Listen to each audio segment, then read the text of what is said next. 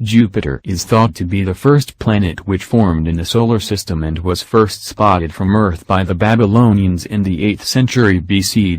Little is known about the huge gas giant which is so big it can be seen from Earth without a telescope, and which produces the most spectacular auroras in the solar system.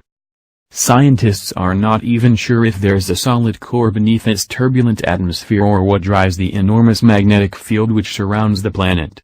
If the invisible magnetosphere glowed in visible light, it would appear twice the size of the full moon from Earth.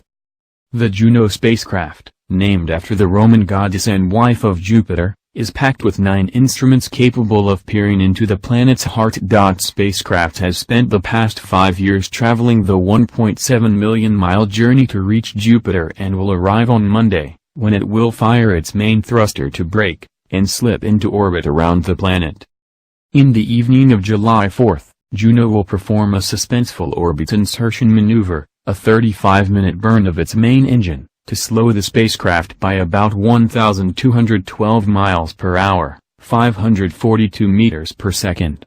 It will fly 2,600 miles above the cloud tops, 3,000 miles closer to the surface than any other mission has ever achieved. The entry, dubbed Jupiter orbital insertion, is the trickiest part of the mission. Nobody even knows if the spacecraft can survive the radiation and turbulence of being so close to Jupiter. It's a gamble, and the craft has been fitted for a titanium vault to try and protect its sensitive instruments. Once in Jupiter's orbit, the spacecraft will circle the Jovian world 37 times during 20 months. This is the first time a spacecraft will orbit the poles of Jupiter, providing new answers to ongoing mysteries about the planet's core, composition and magnetic fields. We're going to go in close, get the data and get out. And the first time we go in, that's the most dangerous.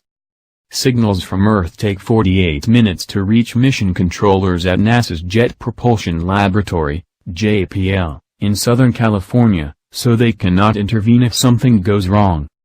Once the mission is over, Juno will dive into Jupiter's atmosphere and burn up to avoid accidentally crashing onto one of the planet's moons.